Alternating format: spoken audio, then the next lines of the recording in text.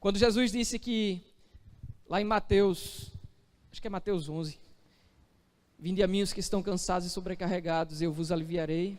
Tomai sobre vós o meu jugo e aprendei de mim, que sou manso e humilde de coração. Jesus fazia isso. Ele sabia que a comida dele, o alimento, aquilo que trazia forças na vida dele, era fazer a vontade de Deus. E você tem buscado forças aonde? Muitas vezes a gente tem buscado força no lugar errado. Às vezes a gente tem buscado forças no ombro de uma pessoa. Às vezes a gente tem buscado forças numa companhia. Às vezes a gente tem buscado forças em fazer, no lazer, talvez. Quantas vezes a gente fica achando que está cansado, sobrecarregado e diz, eu vou procurar um spa. Estou precisando de uma massagem. Querido, querida, não é isso que vai te dar forças. Às vezes a gente acha que consegue fugir das situações difíceis da vida, se isolando num determinado lugar. Mas também é uma saída errada. Precisamos buscar no Senhor forças. Precisamos buscar em Deus a alegria. A Bíblia diz que a alegria do Senhor é a nossa força. Assim como o alimento do Senhor, que é fazer a vontade dEle, é aquilo que nos fortalece. Eu acho muito interessante quando Isaías fala que os que serão fortalecidos são aqueles que esperam no Senhor. Ele não disse que os fortalecidos serão aqueles que esperam pelo Senhor. Esperar no Senhor é bem diferente de esperar pelo Senhor.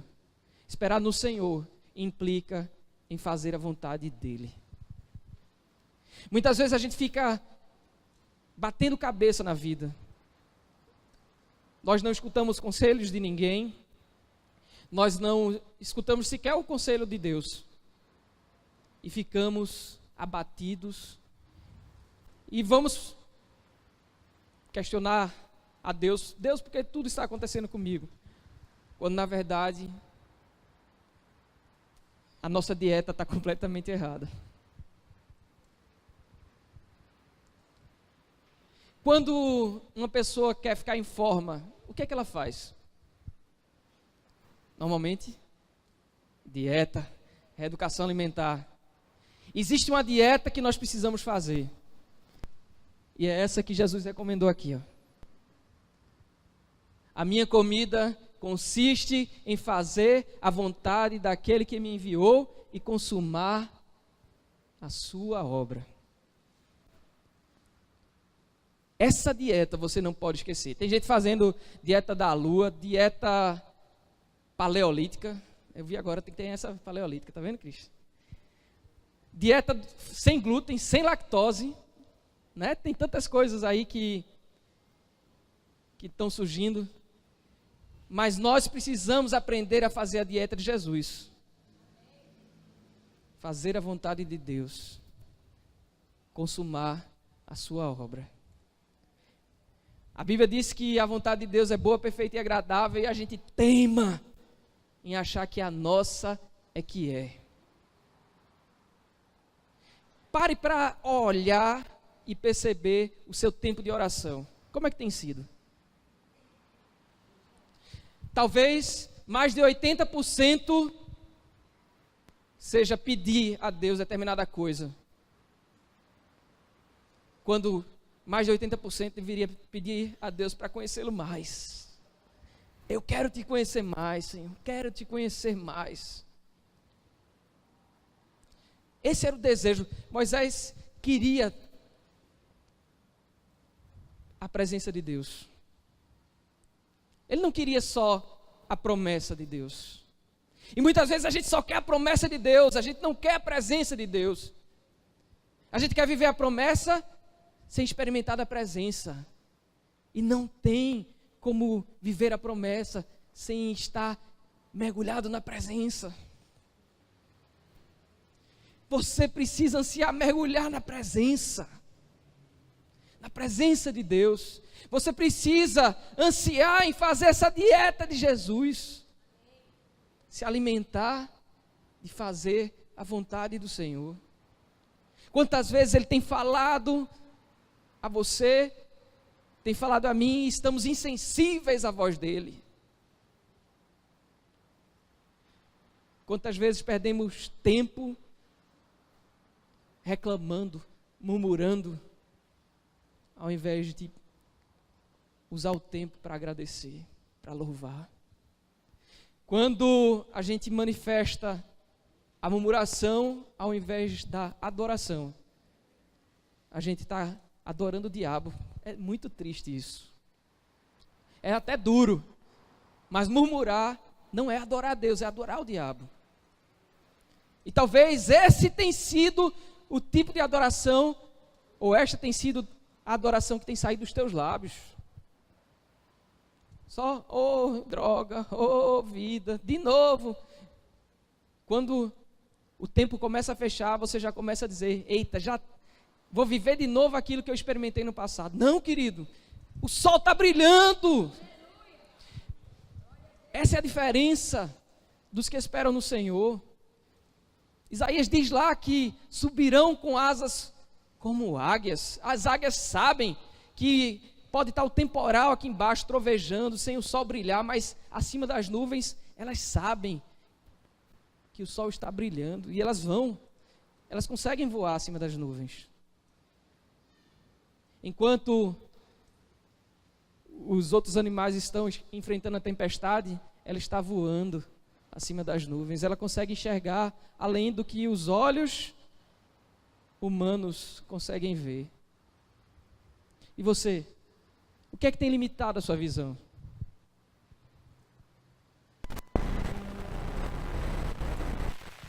Por que Jesus conseguia enxergar além dos olhos naturais? Porque Ele estava mergulhado na presença, querido. Porque Ele estava constantemente se alimentando desse alimento aqui. E muitas vezes o Senhor tem derramado dons nas nossas vidas, e a gente tem enterrado, a gente tem guardado os talentos que o Senhor tem nos dado. Qual é o seu chamado? Por que você está aqui? Deus te chamou para quê? É importante conhecer. Uma vez eu conversei com uma irmã e ela estava ansiosa para casar. E eu perguntei para ela, você sabe qual é o chamado do seu futuro marido? E aí ela respondeu que não. Eu disse, como é que você vai casar com uma missão que você não conhece qual é? Muitas vezes as pessoas estão preocupadas só com o hoje, com o bem-estar, com vivenciar um casamento, experimentar alguma coisa, esquecem do propósito, esquecem da presença, esquecem dessa dieta aqui.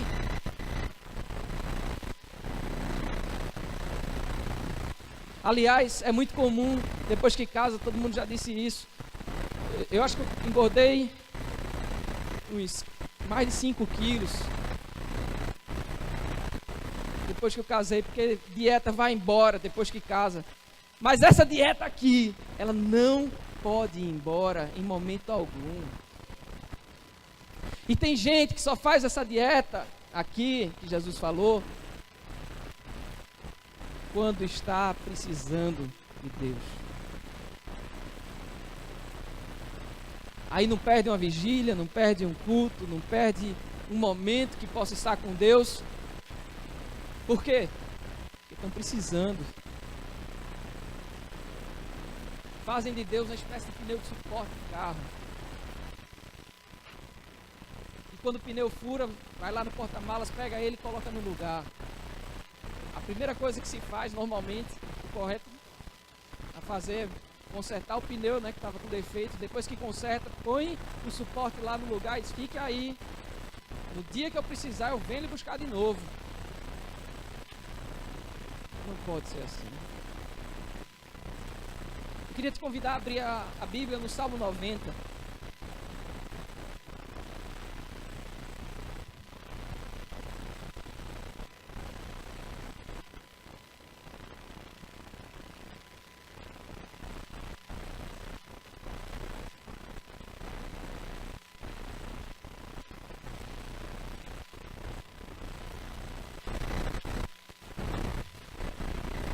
Versículo 1.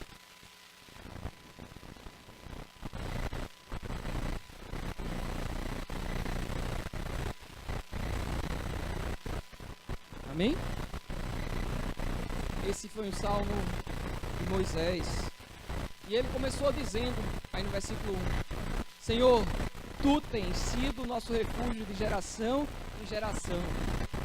Antes que os montes nascessem e se formassem, a terra e o mundo, de eternidade a eternidade, Tu és Deus.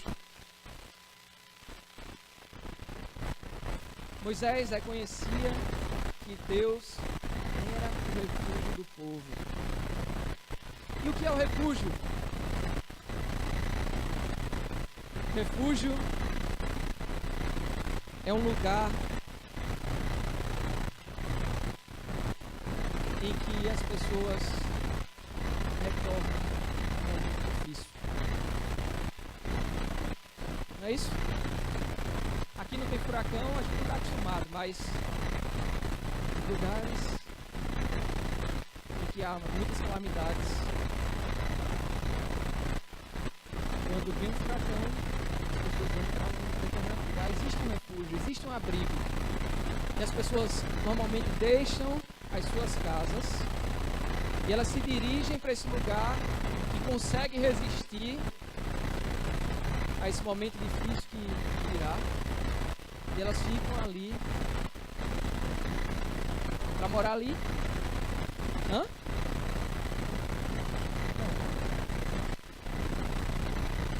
Elas ficam ali provisoriamente até a situação de perigo passar. Davi, quando estava sendo perseguido por Saul, foi se esconder numa caverna. Ele achou um esconderijo, mas Davi sabia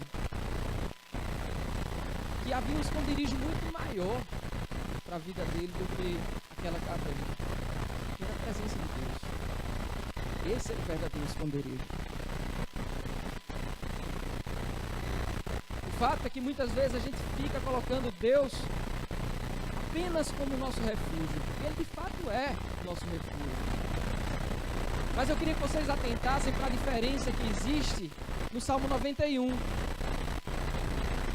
Passa aí uma folhinha na tua Bíblia. Perceba o versículo 1 do Salmo 91 que fala: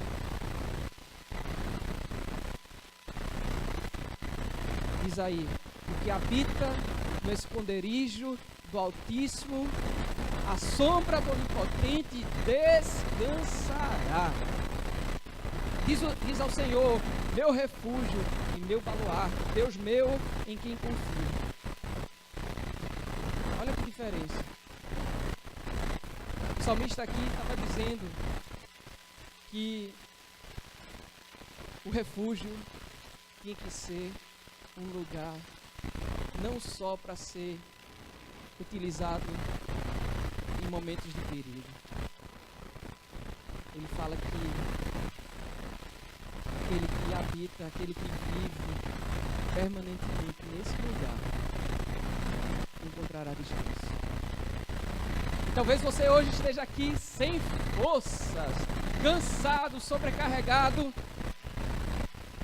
Eu te convido hoje a ir a esse lugar para viver permanentemente num lugar em que as pessoas comuns normalmente só usam quando estão em momento de necessidade. Talvez você estivesse usando esse lugar dessa maneira, essa presença de Deus. O esconderijo do Altíssimo é a presença do Senhor. Perceba que o esconderijo não é nosso, não. O que é que diz o Salmo? Aquele que habita no esconderijo de quem? Do Altíssimo, o esconderijo é dele.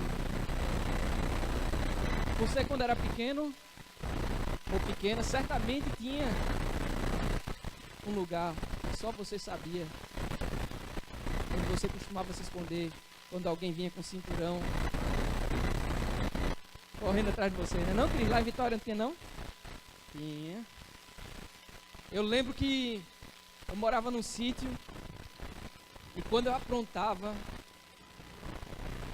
eu ia para um lugar improvável. Meu esconderijo era debaixo do rego.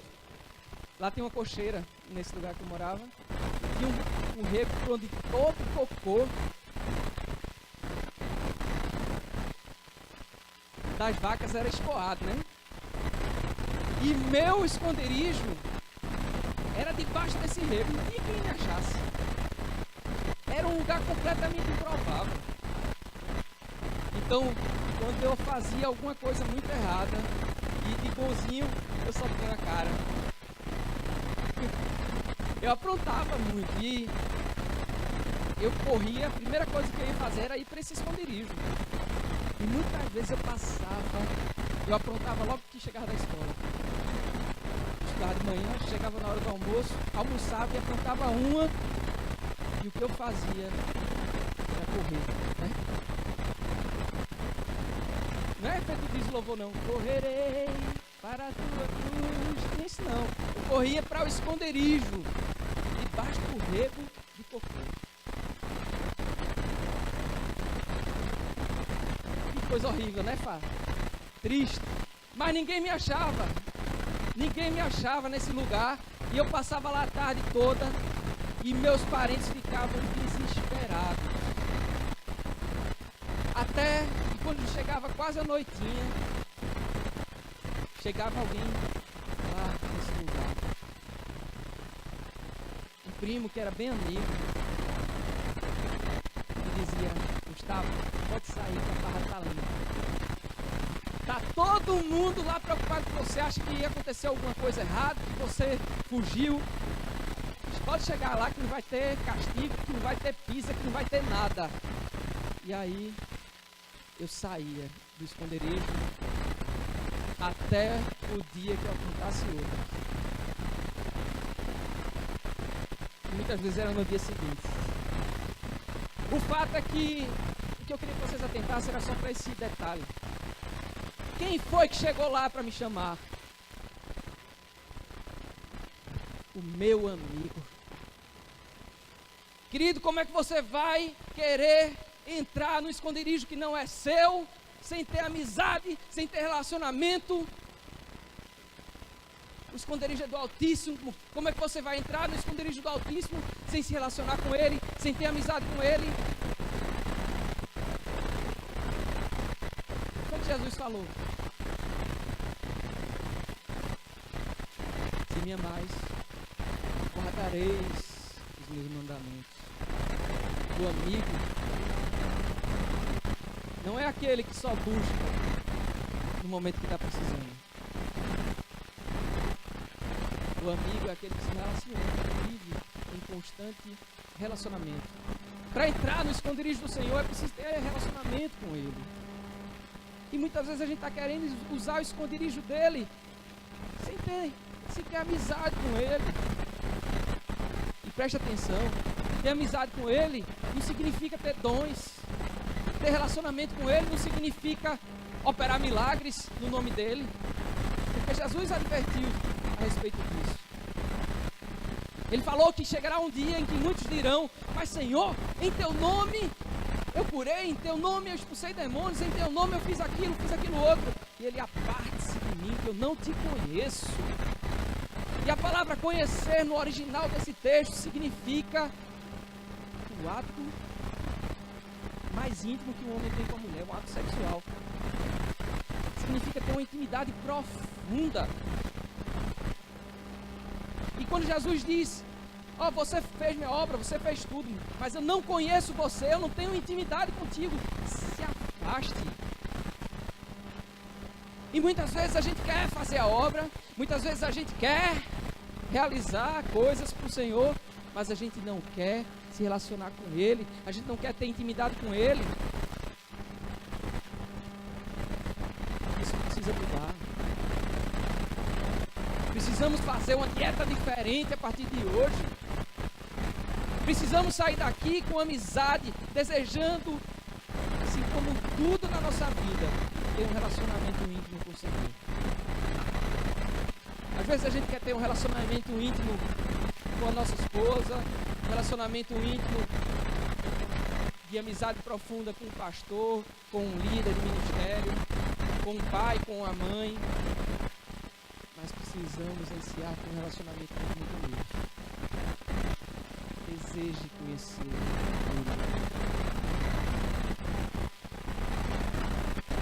Ontem eu estava lendo um livro e eu achei interessante que dizia assim: muitas vezes a gente pede para Deus nos usar. Sabe, muitas vezes era a minha oração.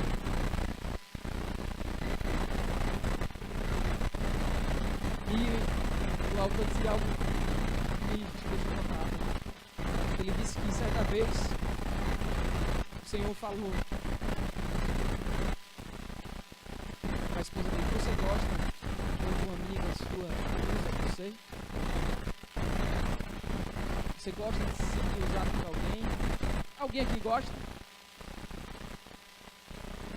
E aí dizia ele que o Senhor falou: eu não uso você.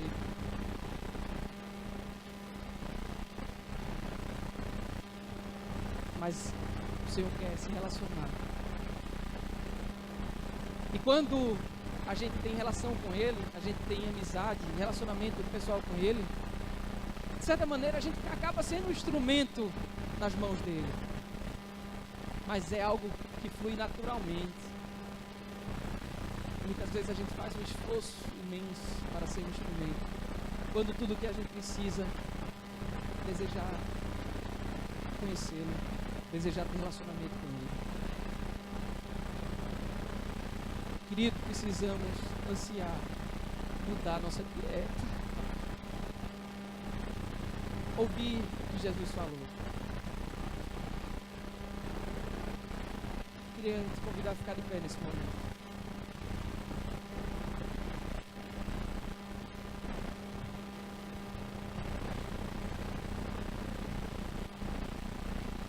Chama louvor. Eu não sei qual tem sido a sua motivação, mas seria muito bom que você parasse para pensar nela agora. O que é que tem feito você buscar a Deus?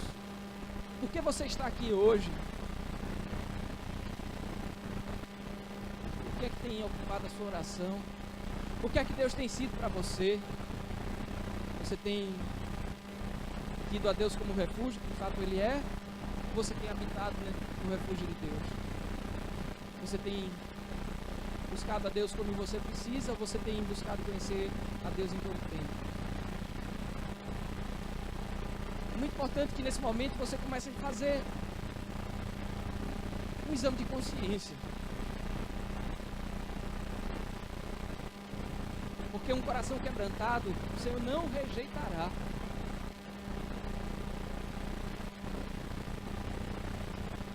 Talvez você esteja passando por um momento difícil na vida. Mas o Senhor, para aqueles que seguem essa dieta que Jesus falou, vão frutificar no tempo da sequidão.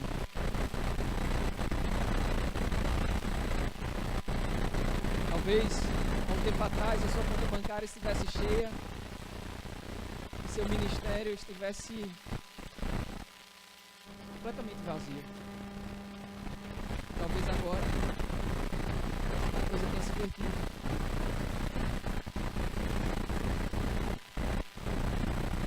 Importante você mergulhar na presença do Senhor.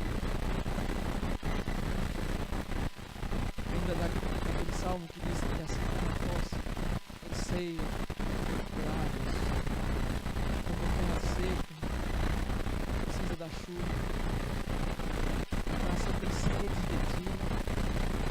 Será que você pode dizer: Senhor, meu coração tem sede de ti? Sabe por que a coça anseia pelas águas? Porque ela exala um cheiro muito forte, mas quando ela mergulha, o cheiro que acaba atraindo os predadores desaparece. E enquanto está mergulhada nas águas, ela não consegue ser encontrada. Os predadores não conseguem encontrá-la. Talvez você esteja se sentindo perseguido ou perseguida por verdadeiros predadores nesse momento. Mas se você mergulhar nas águas do Senhor, nada vai conseguir te encontrar. Nada vai conseguir tocar em você.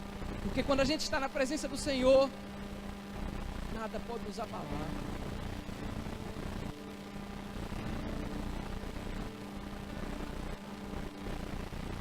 Talvez você esteja cansado, sobrecarregado hoje.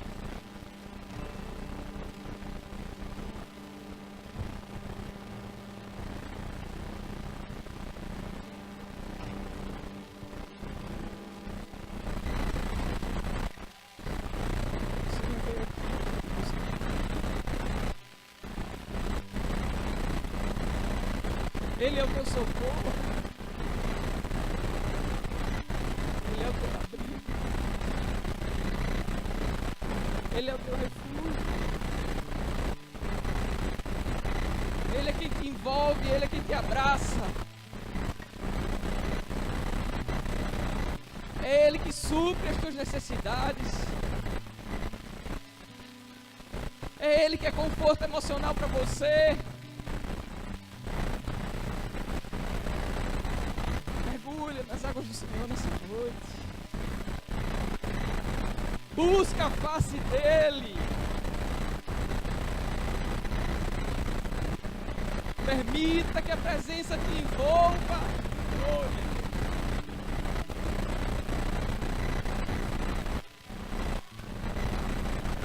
Permita que a presença te envolva. A presença te envolva.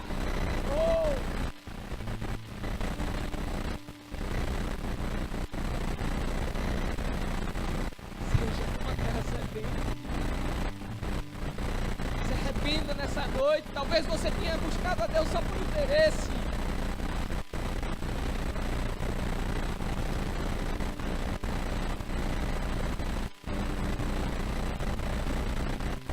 Como aquele louvor que diz que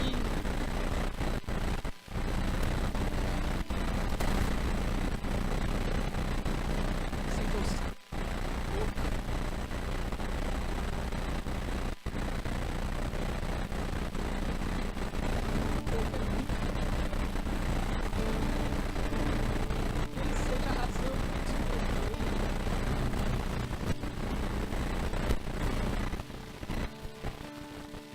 precisamos estar no Senhor.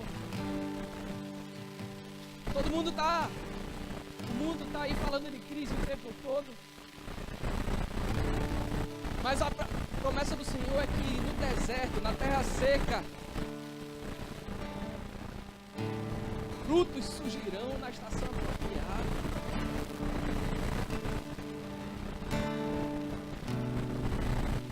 Você possa ser como a árvore plantada junto aos ribeiros de água. Que as águas do Senhor te envolvam nessa noite.